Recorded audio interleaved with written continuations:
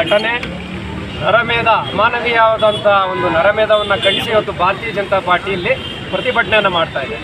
ಕಾಶ್ಮೀರದಲ್ಲಿ ಹಲವು ಬಾರಿ ನಾವು ನೋಡಿದ್ವಿ. 1990ರಲ್ಲಿ ಶುರುವಾದಂಥ ಒಂದು ಕಾಶ್ಮೀರಿ ಪಂಡಿತರನ್ನ ಒಂದು ಸಿನಿಮಾನೇ ಬಂತು. ಆ ಸಿನಿಮಾ ನೋಡಿದಾಗ ಎಲ್ಲ ಕೆಲವು ಖುಷಿಯಿಂದ ಒಳಗೋದ್ರು ಏನೋ ಈ ಸಿನಿಮಾ ಅಂತ. ಈಚೆ ಬಂದಾಗ ಎಲ್ಲರೂ ರಕ್ತ ಕುದಿಯೋಕ್ಕೆ ಶುರುವಾಯಿತು.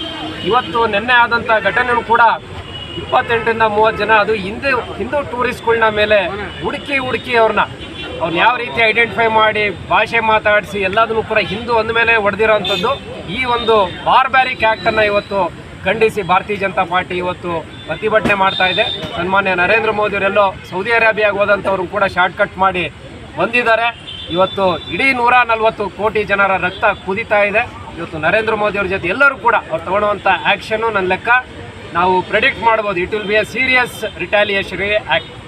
ಅದು ಕೇವಲ ಸರ್ಜಿಕಲ್ ಸ್ಟ್ರೈಕ್ ಆಗೋದಿಲ್ಲ ಅಂತ ಕಾಣುತ್ತೆ. ನನ್ನ ಪ್ರಕಾರ ವಿನಯ್ ಬಿರ್ದೇವ್ರು ಹೇಳಿದ್ರು ಮತ್ತು ಸಾಕಷ್ಟು ಇನ್ನೇನು ಕೂಡ ಈ ಟೆರರಿಸ್ಟ್ಗಳನ್ನ ಏನು ಟ್ರೈನಿಂಗ್ ಕೊಟ್ಟು ಬ್ರೀಡಿಂಗ್ ಝೋನೇ ಆ ಒಂದು POK ಅಂತ ಏನು ಕರೀತಾರೆ, ಪಾಕಿಸ್ತಾನ್ ಆಕ್ಯುಪೈಡ್ ಕಾಶ್ಮೀರ್ ಅಂತ ನನ್ನ ಲೆಕ್ಕ.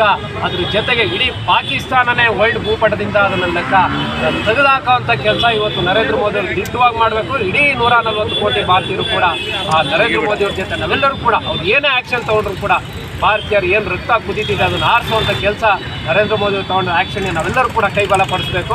ಒಂದು ಚಿಕ್ಕ ದೇಶ ಇಸ್ರೇಲ್ ಯಾವ ರೀತಿ ಹಮಾಸ್ ಅಂತ ಒಂದು ಟೆರರಿಸ್ಟ್ ಸಂಘ ಒಂದು ಯಾವ ರೀತಿ ಒಂದೊಂದು ಕಾಲು ವರ್ಷದಿಂದ ಏನು ಅಟ್ಯಾಕ್ ಮಾಡಿ ಗಾಜಾಯಿಂದ ಅಟ್ಯಾಕ್ ಮಾಡಿ ಅಲ್ಲೂ ಕೂಡ ಎಲ್ಲ ಸ್ಟೂಡೆಂಟ್ಸ್ಗಳ ಮೇಲೆ ಮಾಡ್ತಿದ್ದ ಪಾರ್ಟಿ ಸಂದರ್ಭದಲ್ಲಿ ಅಮಾನವೀಯವಾಗಿ ಆ ಒಂದು ಡೆಡ್ ಬಾಡಿಗಳ ಮೇಲೂ ಕೂಡ ಅವರು ರೇಪ್ ಮಾಡಿದಂಥ ಮತ್ತು ಅದನ್ನು ಕೇಳಿಬಿಟ್ರೆ ನಿಮ್ಗೆ ಎದುರುಕಾಗ್ತದೆ. ಅದನ್ನು ಯಾವ ರೀತಿ ಇಸ್ರೇಲು ಬಗ್ಗು ಬೆಳೀತು ಮುಲಾಜ್ ನೋಡ್ದಲ್ಲೇ ಅವ್ರು ಏನೇ ನೋಡ್ರು ಕೂಡ ಹಾಸ್ಪಿಟ್ಲು ನೋಡಲಿಲ್ಲ, ಮತ್ತೊಂದು ನೋಡಲಿಲ್ಲ. ಹಾಸ್ಪಿಟಲಿದ್ದರೆ ಟೆರರಿಸ್ಟು ಹಾಸ್ಪಿಟಲನ್ನು ಹೊಡೆದಾಕಿದ್ರು.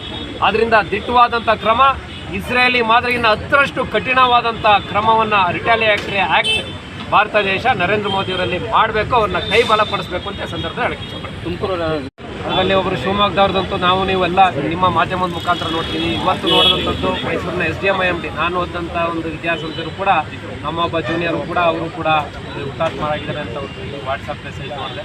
ಕರ್ನಾಟಕದಿಂದ 3 ಅಂತ ಬರ್ತಿದೆ ರಿಪಬ್ಲಿಕ್ TV ಮತ್ತು ನಿಮ್ಮ ಯಾವುದೋ ಒಂದು ಮತ್ತಷ್ಟು ಅದು ಗೊತ್ತಿಲ್ಲ ಎಷ್ಟಾಗ್ಬೋದು ಅಂತ. ಅದರಿಂದ ಇದನ್ನು ಟಫ್ ಆ್ಯಕ್ಷನ್ ಇವತ್ತು ಮೋದಿಯವರು ತಗೋತಾರೆ ಖಂಡಿತವಾಗಿಯೂ. ನಾವೆಲ್ಲರೂ ಕೂಡ ಅಲ್ಲೂ ಕೂಡ ಜಾತಿ ಇನ್ಯಾವುದೋ ತುಷ್ಟೀಕರಣ ಮಾಡ್ಕೊಂಡು ಸ್ಟೇಟ್ಮೆಂಟ್ ಕೊಡೋದಲ್ಲೇ ಎಲ್ಲ ಕೂಡ ಪಕ್ಷ ಜಾತಿ ಎಲ್ಲನೂ ಕೂಡ ಬಿಟ್ಟು ಇವತ್ತು ನರೇಂದ್ರ ಮೋದಿ ಜೊತೆ ಎಲ್ಲರೂ ಕೂಡ ಇವತ್ತು ಕೈ ಜೋಡಿಸ್ಬೇಕು ಅಂತ ನಾವು